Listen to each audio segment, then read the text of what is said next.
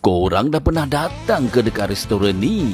Tak pernah? Rugi korang. Jomlah kita singgah di restoran ikan bakar Asam Boy. Jangan salah faham pula, ini bukan restoran aku tahu, nama aja sama. Stok ikan, udang dan sebagainya diambil setiap hari tau. Nampak macam best aja bawal mas ni. Bila dah siap kita pilih, bolehlah kita timbang dekat sini tau. Kita orang memilih untuk lepak dekat luar saja, nampak macam best saja kan. Dibakar menggunakan arang, menaikkan lagi aromanya. Ini pula celup tepung, korang tengoklah tu.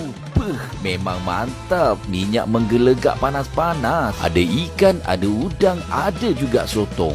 Wah, tengoklah tu, teh tarik madu dia mengancam geng. Soda lemon Asam Boy pun apa kurangnya. Set celup tepung kita orang pun dah sampai geng. Set singgang pun sampai juga. Mau bertambah kalau menu macam ni? Menu yang terakhir, ikan bakar bawal mas. Ingatkan sikit, rupa-rupanya penuh meja jugalah. Jomlah kita tengok lebih dekat. Ada sambal Asam Boy, ada ulam-ulaman, ada ikan rebus goreng, ada ikan bakar dan juga celup-celup macam dekat Terengganu ni ha. Singgang dan budu jangan dilupakan. Cara nak buat sambal Asam Boy ni macam gini. Perah dulu dengan air limau dan taruh kicap dan gaul dengan Asam Boy. Sekarang biar aku cuba sendiri. Jadi tak tu geng? Minta-minta menjadilah ya. Dah kecoh air liur dah ni. Kita mulakan dulu dengan celup tepung ni ha. Ada ikan kembung, ada udang dan juga sotong. Masuk aja ke dalam mulut.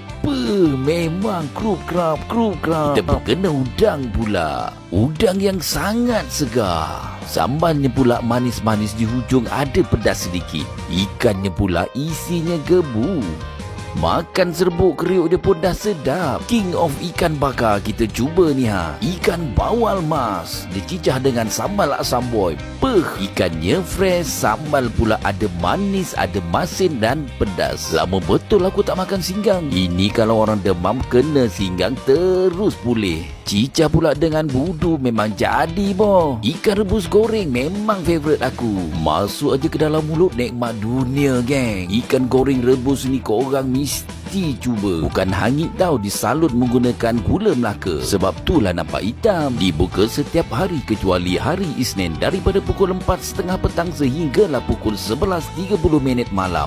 Landmarknya senang aja geng, dekat dengan Kamda ataupun di Jalan Prima Sarjana 2/C.